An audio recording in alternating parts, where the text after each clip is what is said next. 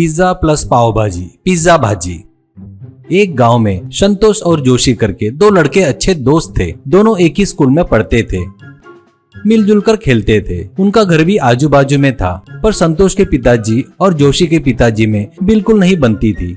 संतोष के पिताजी एक गाड़ी पर पिज्जा बनाकर बेचते थे, तो बाजू के गाड़ी पर जोशी के पिताजी पाव भाजी बनाकर बेचते थे। वहाँ पर दोनों जन झगड़ा करते रहते थे। एक के वजह से दूसरे का धंधा खराब हो जाएगा करके उनकी सोच थी। उन दोनों को वैसा झगड़ा करते हुए संतोष और जोशी को समझ में नहीं आ रहा था कि वो क्यों झगड़ रहे हैं। कुछ साल बीत जाते हैं। अब दोनों बड़े हो गए थे। संतोष गाड़ी पर पिज्जा बेच रहा था, तो जोशी गाड़ी पर पाव भाजी बेच रहा था। अभी वो दोनों दोस्त नहीं थे, वो एक दूसरे के जाने दुश्मन बन गए थे। वो भी आपस में झगड़ा करने लगते थे। संतोष, क्या रे फालतू की बातें कर रहा है, मुंह तोड़ दूंगा तेरा, संभल कर बात कर, कस्टमर को क्यों बुला रहा है रे करके एक मारता था। तो जोशी, तेरे कस्टमर को मैं कब बुलाया रे पागल, तू ही मेरे कस्टमर को बुला रहा है करके मारता था। वैसे दोनों भी लोग एक दूसरे को मारते रहते थे। उस गांव का धर्मवीर उनको नीतियां बताता था। बेटा, तुम्हारे पिताजी भी तुम्हारे जैसे ही एक समय पर दोस्त थे, पर जब से धंधा शुरू किए तब से एक दूसरे के दुश्मन बन गए। कृपया करके तुम लोग भी उनकी जैसी गलती मत करो। दुश्मनी ठीक नहीं है, एकता में ही बल है करके बताता था। पर वो लोग उनकी बातें को नजरअंदाज करते थे। एक दिन एक लड़का संतोष के पास आकर, भैया मेरा नाम निरंजन है, मुझे काम चाहिए क्योंकि मेरे घर वाले को मैं ही पालता हूँ। जोशी जी से पूछा तो वो बहुत गालियां दिए। काम नहीं दिए तो चलेगा, पर गालियां मत दो भैया, ऐसा कहता है। संतोष, बेवकूफ लोग वैसे ही करते हैं बेटा, मैं उसके जैसा बेवकूफ नहीं हूँ, तो तुरंत काम पर लग जा, ऐसा कहता है। वो बड़े अदब से संतोष को नमस्कार करता है। वो वैसे वहाँ पर काम करते हुए वहाँ पर पिज्जा बनाना भी सीख रहा था। ऐसे कुछ महीने काम करने के बाद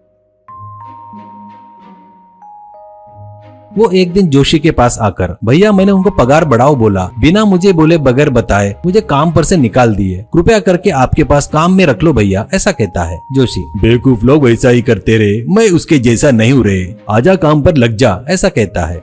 संतोष निरंजन को देखकर, ये क्या रे, मेरे पास से काम छोड़कर वहाँ पर लग गया, अगर अभी पूछा तो वो जोशी अपना सड़ा हुआ मुंह खोलेगा, गया तो गया, जाने दे, ऐसा कहता है। वैसे निरंजन जोशी के पास काम पर लग जाता है। वहाँ पर पाव भाजी कैसे बनाते हैं सीखता है।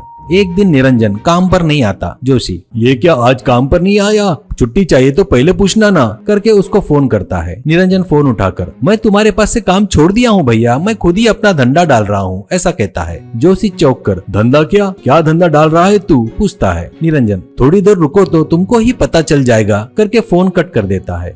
वैसे वो एक गाड़ी ढकेलते हुए उनके गाड़ी के पास आता है। उस गाड़ी पर बोर्ड लगा था, उस पर पिज्जा प्लस पाव भाजी, पिज्जा भाजी लिखा था। वो देखकर संतोष और जोशी चौंक जाते हैं। निरंजन, आओ साहब आओ, मैडम आओ, छोटे बच्चे आओ, पिज्जा भाजी खाओ, पिज्जा भाजी, गरम गरम ताजा ताजा पिज्जा और पाव भाजी का स्वाद एक साथ ले लो भैया, आओ, एक के साथ एक फ्री भी है, पहले दिन में रखा ऑफर मिस मत करो, आओ आओ पिज्जा भाजी खाओ, करके चिल्ला रहा था। वो देखकर सभी लोग उसके गाड़ी के चारों ओर जमा होने लगे। वो सभी को पिज्जा भाजी बनाकर दे रहा था। उसका स्वाद एक जन को बहुत ज्यादा पसंद आता है। एक आदमी, अरे वाह कितना टेस्टी है यार ये तो, मैं पिज्जा का लवर हूँ, मुझे पाव भाजी पसंद नहीं, पर ये मस्त वैरायटी है, टेस्टी भी है, ऐसा कहता है। एक औरत, हाँ बेटा मुझे पाव भाजी बहुत पसंद है, पिज्जा मैं बिल्कुल नहीं खाती, पर ये तो बहुत स्वादिष्ट है, ऐसा कहती है। एक आदमी, रोज रोज पिज्जा पाव भाजी खाकर बोर हो गया हूँ, पर ये दोनों का टेस्ट एकदम जबरदस्त है, ऐसा कहता है। वो बातें सुनकर संतोष और जोशी को बहुत गुस्सा आता है। दोनों लोग आकर निरंजन का कॉलर पकड़ते हैं। निरंजन, मेरे ऊपर क्यों आ रहे हो, मैंने कोई तुम्हें धोखा दिया है क्या, ऐसा कहता है।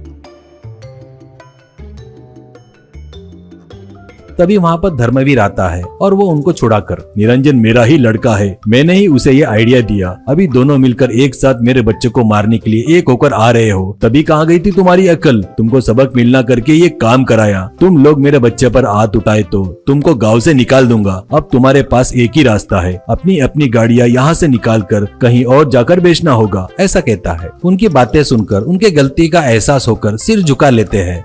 बाद में वहाँ से गाड़ी ढकलते हुए वहाँ से चले जाते हैं।